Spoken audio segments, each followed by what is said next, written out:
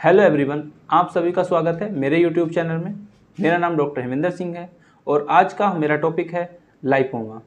Lipoma हम आप लोगों ने देखा होगा, कई बार हमारे शरीर पर छोटी छोटी गांठें बन जाती हैं। कई बार ये गांठें बहुत ज़्यादा भी होती हैं और कई बार ये गांठें 1 या 2 भी होती हैं।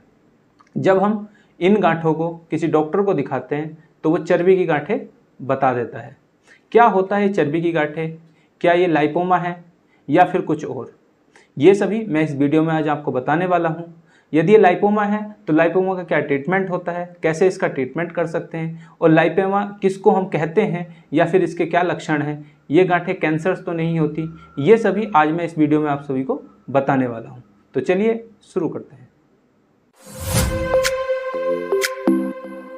जब बात शरीर में किसी गांठ की आती है तो मन में एक शंका होती है और ये शंका बहुत ही खतरनाक होती है। हम लोगों को लगता है कि हमारे शरीर पर कोई गांठ बन रही है, कहीं ये गांठ कैंसर की तो नहीं है। तो मैं आपको बता दूं, सभी गांठें कैंसर की गांठें नहीं होती। कुछ गांठें लाइपोमा होती हैं। जो लाइपोमा होती है ये कैंसर की गांठ नहीं होती, ये नॉर्मल गांठें होती हैं या नॉर्मल सिस्ट होती हैं जो हमारी मसल्स और स्किन के बीच में फैट डिपॉजिट होने से एक उभार नुमा स्ट्रक्चर पैदा होता है जिसको हम गांठ कहते हैं। इसको हम ट्यूमर भी कहते हैं, लेकिन सभी ट्यूमर कैंसर नहीं होते और लाइपोमा ट्यूमर तो बिल्कुल भी कैंसर नहीं होता। जो ट्यूमर होते हैं वो 2 तरह के होते हैं।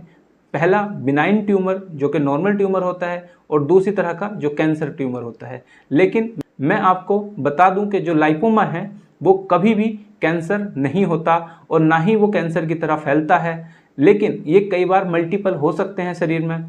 परंतु इसी से मिलती जुलती एक बीमारी होती है लाइपोसर्कोमा, जो कि ये जो लाइपोमा है इसके 1% जो गांठें होती हैं वो कैंसर होती हैं, तो उसको हम लाइपोसर्कोमा कहते हैं। अगर किसी को ऐसी कोई गांठ है तो उसकी जांच जरूर करा लेनी चाहिए। अगर आपको लगता है कि आपको लाइपोमा है या मल्टीपल लाइपोमा है तो एक बार अपने डॉक्टर से ज़रूर मिल लें। यदि हम बात करें कि लाइपोमा कैसे बनता है और इसके बनने के पीछे क्या कारण है, तो जो इसका एग्जैक्ट कारण है वो तो अभी भी हमें अननोन है, उसका अभी हमें पूरी तरह से नहीं पता। लेकिन कुछ चीज़ें हैं, कुछ फैक्टर हैं जो बताए जाते हैं। इनमें सबसे पहला फैक्टर आता है जेनेटिक। यदि हमारे माता पिता या फिर फैमिली के किसी मेंबर को लाइपोमा है या फिर पहले कभी लाइपोमा रहा है तो वो भी एक कारण है कि हमें लाइपोमा हो सकता है। दूसरा कारण आता है किसी को चोट लग जाना। यदि स्किन पे कोई चोट लग जाती है, कोई जो है इंजरी होती है, तो जब वो हील हो रही होती है तो उसमें भी कई बार लाइपोमा बन जाता है। अब तीसरा कारण है मेटाबॉलिज्म। मेटाबॉलिज्म में कई बार हाई कोलेस्ट्रॉल इसका कारण होता है, डायबिटीज़ इसका कारण हो सकता है या फिर लैक ऑफ एक्सरसाइज भी इसका कारण हो सकते हैं। लेकिन लाइपोमा बनने का जो मुख्य कारण है वो तो अभी तक हम लोगों को नहीं पता है, उसके ऊपर अभी भी रिसर्च चल रही है। अब हम आगे बात कर लेते हैं कि लाइपोमा कहाँ पर होते हैं, बॉडी के किस हिस्से में निकलते हैं। तो मैं आपको बता दूं, ये लाइपोमा शरीर के किसी भी हिस्से में निकल सकते हैं। हमारे हाथ में, पैर में, पेट पर, चेस्ट पर या फिर बैक में हो सकते हैं। कई बार हमारे पेट तक में लाइपोमा देखे जाते हैं।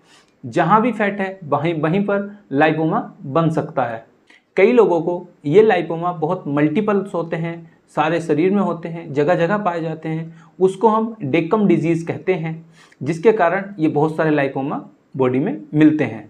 अब इसके बाद ही हम बात कर लेते हैं जो लाइपोमा है इसकी डायग्नोसिस कैसे कर सकते हैं। तो इसके लिए हम लोग सीटी स्कैन करा सकते हैं, एमआरआई करा सकते हैं, सोनोग्राफी करा सकते हैं और इन सभी से अलग क्लियर करने के लिए हम लोग बायोप्सी कराते हैं।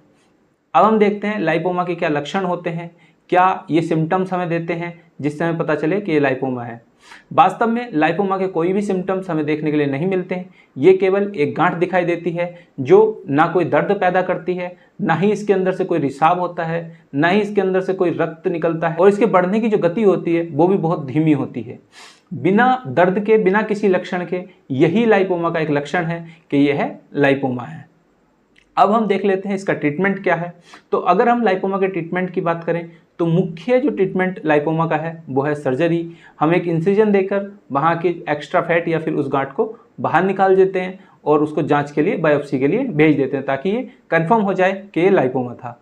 इससे अलग कुछ इंजेक्शन आते हैं लाइपोमा के, जिनके लगाने के बाद वहाँ पे जो लाइपोमा है, जो गांठ है, वो डिज़ोल्व हो जाती है।